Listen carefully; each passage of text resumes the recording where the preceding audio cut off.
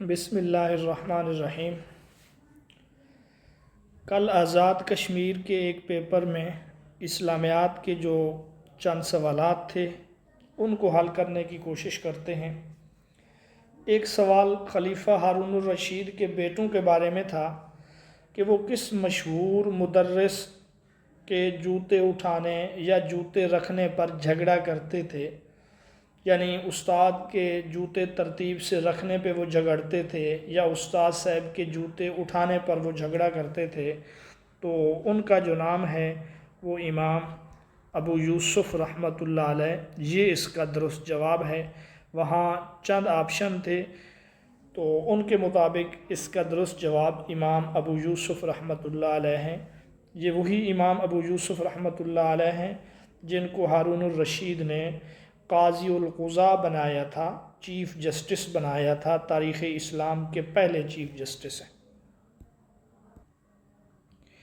ایک سوال یہ تھا کہ نبی پاک صلی اللہ علیہ وسلم نے دار ارقم کہاں پہ قائم کیا؟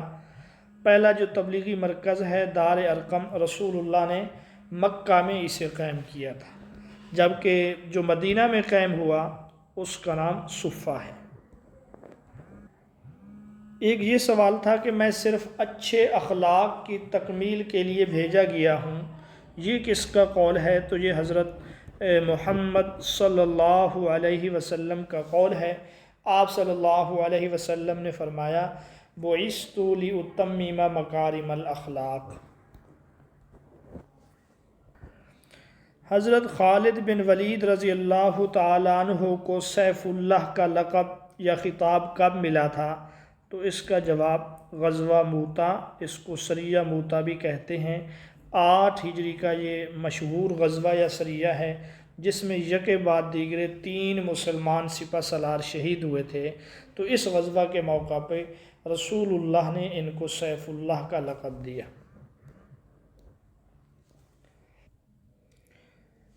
ان الشرک لظلم عظیم، یہ آیت کس سورت میں ہے؟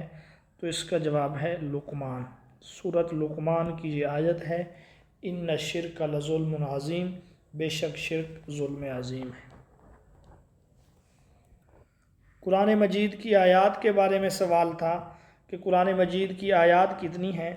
تو اگرچہ مشہور یہ ہے کہ 6666، لیکن وہاں پہ یہ آپشن نہیں تھا۔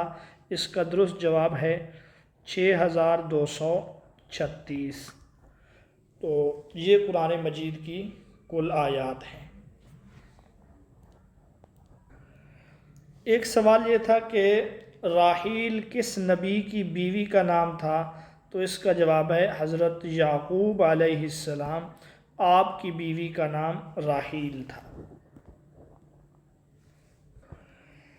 حضرت موسیٰ علیہ السلام کا لقب کیا تھا؟ تو آپ کا لقب کلیم اللہ ہے، موسیٰ کلیم اللہ، چونکہ اللہ نے کوہ طور پر آپ سے کلام کیا، اس وجہ سے آپ کا لقب پڑ گیا موسیٰ کلیم اللہ۔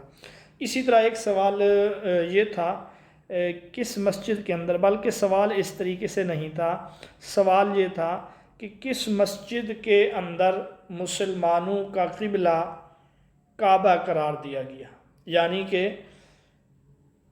تحویل قبلہ کا حکم کس مسجد میں ملا، کس مسجد میں مسلمانوں کو کہا گیا کہ اب تمہارا کعبہ جو ہے، قبلہ جو ہے وہ بیت الحرام ہے یا مسجد حرام ہے؟